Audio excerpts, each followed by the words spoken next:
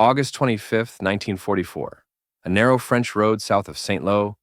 The cat eyes on a column of trucks glow like embers under blackout hoods, as drivers grip the wheel, double clutch to keep speed on the hills, and pray that the painted red circles nailed to fence posts keep them on the right lane of history. Hinges rattle, canvas snaps, tires hiss, and somewhere in the night, a military police whistle clears a crossroads so that gasoline can outrun steel. A staff sergeant leans forward over the wheel of a 2.5-ton GMC and tells himself to keep 30 yards, hold 25 miles an hour, and never stop no matter what fills the mirror. By dawn, the convoy will be past Chartres, and by noon, the tanks will drink. He does not carry glory. He carries cans. He does not carry a banner. He carries octane. The smell inside the cab is a hard mix of sweat, gasoline, and hot dust, and the only music is the syncopation of split shifting up and down as the road rises and falls. He's 20 years old and new at this, but the rule is simple. If a truck in front falters, you pass it on the left shoulder without a word. If you blow a tire, you coast to the right and wait for the wrecker to come scrape you off the route like a nail from a horse's shoe. You do not light a cigarette on the move. You do not lose the taillights. You do not talk about where you are going on paper or in prayer. The road itself has a name, painted on signs with a red circle borrowed from railways, that once marked express trains. Red Ball. However, the idea behind the red circle began before the paint dried. The Allied armies that burst from Normandy in late July moved faster than their planners dared to promise. The breakout at St. Lo opened lanes, the Falaise pocket collapsed, and a mechanized pursuit began to stretch maps. The problem was not the enemy's courage. It was distance. Ports were damaged, railroads were twisted, a June storm had wrecked one artificial harbor, and fuel tanks that seemed full in England looked like bird baths once Shermans and half-tracks started to drink. The thesis of this story is blunt. The decisive weapon in late 1944, for a crucial window, was not a new tank or a secret gun. It was a disciplined convoy system that turned roads into one-way arteries and used trucks as blood cells, moving day and night until German armored divisions found themselves outmaneuvered by logistics. Indeed, the historical frame is wide and stubborn. On June 6th, the beaches opened the door. In the weeks after D-Day, the Allies expanded a beachhead into a theater, and the staff tables filled with numbers as stern as any battlefield order. Divisions advancing on Paris needed roughly 600 tons of fuel, ammunition, rations, and spares per day. A single armored division could swallow over 100,000 gallons of gasoline every 24 hours once it moved fast. Railways would someday carry the burden, and pipelines would snake forward. But in August, the only instruments at hand were motor transport companies, requisitioned French lorries, and American truck fleets designed for a different tempo. Someone wrote 2 clean rules on a board. No stopping. One-way traffic. Someone else drew a pair of parallel lines on a map from the Normandy depots, through Alençon, Le Mans, Chartres, and onward to Paris and the forward supply dumps. The signs went up overnight. The Red Ball Express began. To many combat soldiers, this sounded like a footnote and looked like a parade of mud. To many German officers, it seemed an insult to the romance of armored war. Tanks were supposed to decide things with a thunderclap. Yet every experienced staff officer knew the cruel arithmetic. Panzers do not move without fuel. Artillery does not fire without propellant. Infantry does not eat without bread. An American general once quipped that amateurs talk strategy while professionals talk logistics. And in the late summer of 1944, logistics spoke with the impatient voice of engines in low gear. The roads themselves became weapons. At first, the Red Ball Express was met with skepticism and gallows humor. Drivers joked that they were not soldiers, but mules with licenses. Infantrymen asked why the column could not spare a few cases of cigarettes at the roadside. Field artillery units muttered that the convoys clogged their routes. A German radio intercept sneered about the clumsiness of Allied motor trains, and there were reasons to doubt. Night driving under blackout rules was lethal. Bridges were narrow and old. Villages offered corners too tight for a deuce and a half towing a trailer. Fatigue slid into every cab like fog. Accidents were common, and every accident was a tactical event because momentum mattered. Then came the pivot, the first undeniable proof that the road could beat the tank. In the last days of August, as Paris rose and the Seine bridges became gateways rather than obstacles, fuel was the coin. Armored spearheads on the broad front needed gasoline more than they needed new orders. Convoys on the Red Ball route delivered it at a speed no railhead could yet match. When a corps commander radioed that his advance was stalling for lack of gasoline, truck companies ran emergency loads forward, one can short of the legal limit if that made space for one more can. And artillery positions that had expected to sit tight found themselves firing again because the trucks had arrived at midnight. A lieutenant wrote in his diary that the road itself felt alive, like a river with its own current, and that he had never understood before how a map could become a muscle. By then, discipline had hardened into ritual. The Red Ball route was a loop with one road eastbound and another westbound, guarded by white-helmeted MPs, who waved off all unauthorized traffic and cleared wrecks with merciless speed. Signs with screaming red circles marked every turn. Convoys departed on schedule, sometimes hundreds of trucks a day, each truck forbidden to stop for any reason short of catastrophe. Drivers learned to fix a thrown fan belt on the shoulder in minutes, or to ride a failing clutch into a depot rather than risk blocking a lane. Mechanics with wreckers and cranes prowled the route like wolves, hooking disabled vehicles and hauling them out of the way so that the flow never died. The speed limit was strict and modest because safety multiplied tonnage across days better than reckless bursts that ended in twisted axles and spilled gasoline. Statistics rewarded the austerity with drama. Within days, the tonnage climbed into the thousands. At the peak, the Red Ball Express moved well over 10,000 tons per day, and at times approached 12,500, a number that meant forward dumps no longer stared at empty gauges. The fleet consumed itself like a fire, burning rubber and bearings to keep armies mobile. The money quote from one weary captain was simple: "We are turning gasoline into victory at a mileage no one imagined on paper." The German situation report from the same week used a colder phrase: "The enemy's transport apparatus is inexhaustible." However, the heart of the story is human and exact. Most of the drivers were young, many barely trained beyond basic clutch and brake, and most of the men who kept the wheels turning were Black Americans serving in segregated units who were asked to perform relentless, dangerous work with little prospect of headline credit. They called themselves truckers, but they drove like combatants, because strafing did happen, because bridges could be ambushed, because a wrong turn in a French village could mean a dead end under a church steeple with a sniper in the belfry. They learned to read the road by smell and sound, to count curves in the dark, to keep formation by the tiny masks over the tail lamps ahead, and to trust that the MP at the crossroads would hold a rifle in one hand and a whistle in the other. A private first class later said that the only thing louder than the engines was the silence when you killed the engine and realized you had just made it through a night you had no right to survive. In reality, the Red Ball Express did more than push fuel. It synchronized an entire theater. Ammunition of the right caliber arrived where it belonged. Spare parts for engines and track reached units before breakdowns became defeats.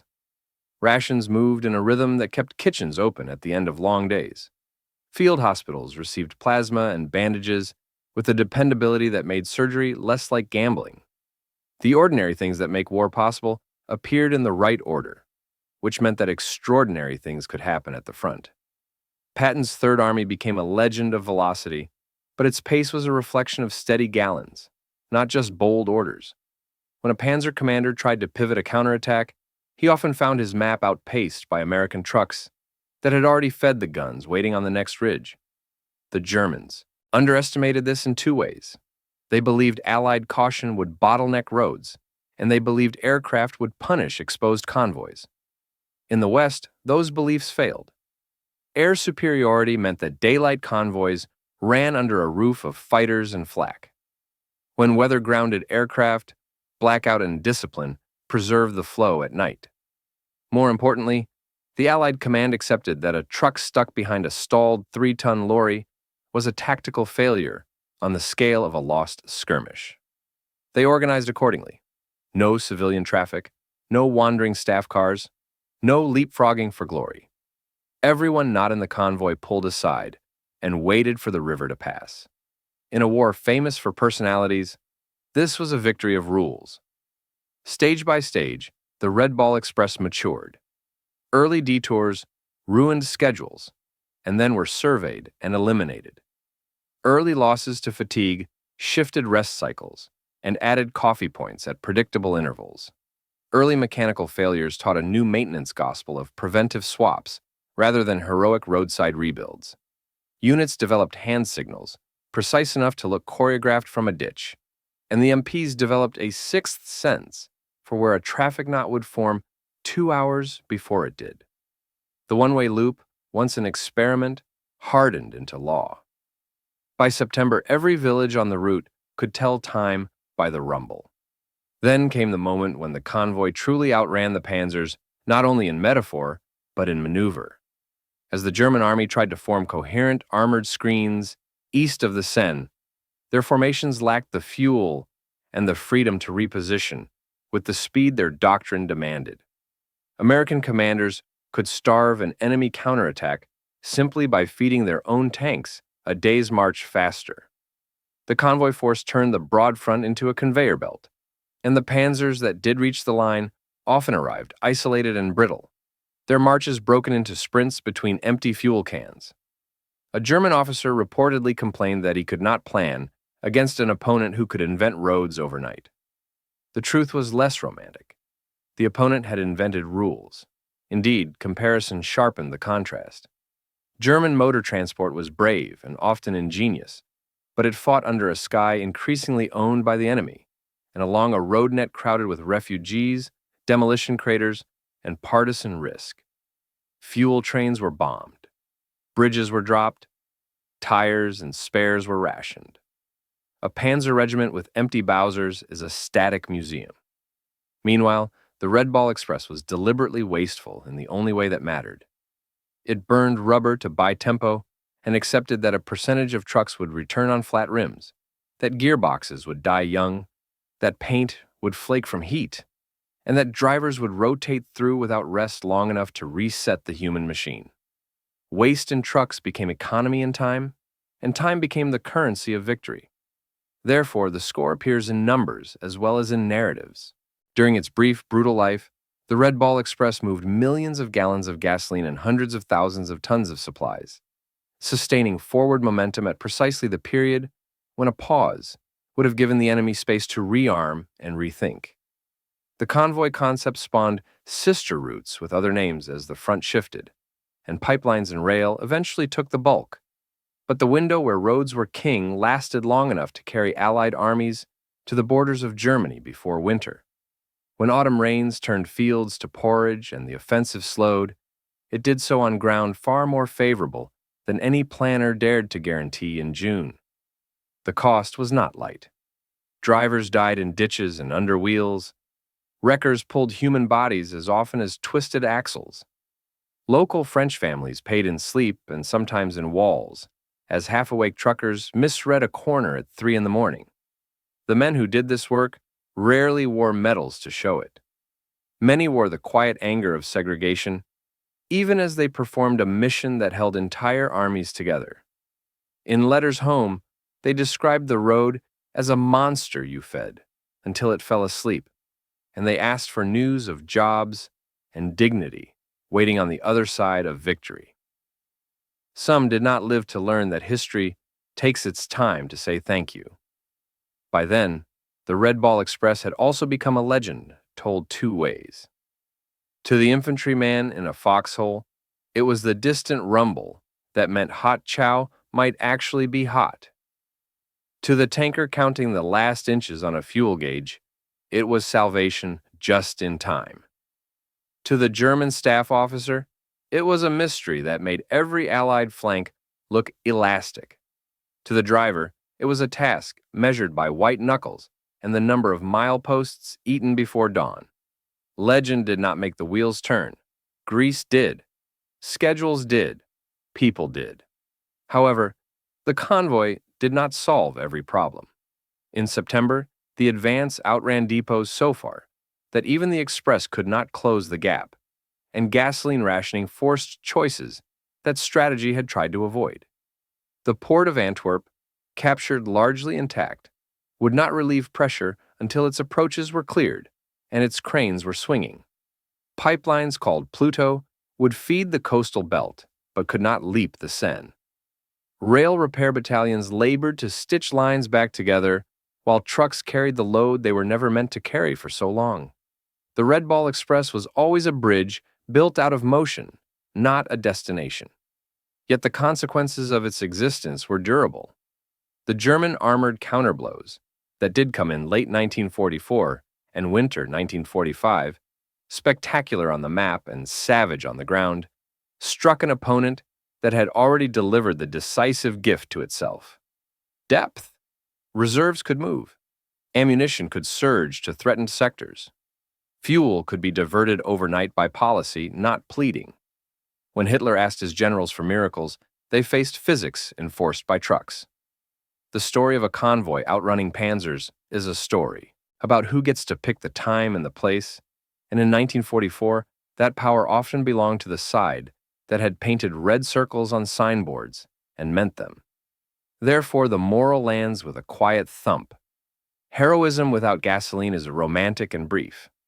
Doctrine without delivery is poetry.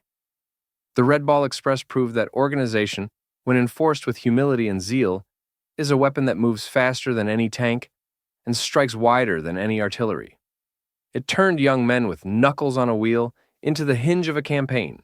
It turned roads into strategy. It turned minutes into miles. And for a season, it turned Hitler's armored divisions into spectators at their own undoing. In the epilogue, we return to that first truck south of St. Lo. The sun climbs, the cat eyes come off, and the driver finally dares to open the windshield for a breath of field air that smells like hay and exhaust. He eases into a forward dump where cranes swing, where clerks slap manifests, where barrels thump onto the ground and roll like coins across a tabletop. He signs, he turns, he starts back. On the way west, he passes another convoy headed east, and for a second, two soldiers look at each other across the white line, each thinking the same thought. Keep it moving. Keep it moving and they will never catch us. By then, the map has shifted again, and the river of trucks has carved a channel no one can erase. A veteran will later say that he never fired a shot in anger, but he heard victory every night in the sound of gears. A historian will write that this was an age of engines, and that the engine that mattered most had its pistons arranged in lines down the highway, rather than in a V under a tank's hood. A German memoir will admit with bitterness that the Americans had more gasoline than imagination, and that it turned out imagination mostly needs gasoline. None of these sentences will comfort the families of the men who went into the ditch, but they will help the rest of us understand why the border moved and never moved back. In reality, the Red Ball Express ended as quickly as it began, phased out as rails and ports took over and as the line pushed into Germany. But the lesson did not fade. You can outrun your enemy without seeing him if you outrun his calendar. You can force him to arrive late to every fight. A truck convoy did that, and it did it with rules nailed to trees and courage poured into gas cans.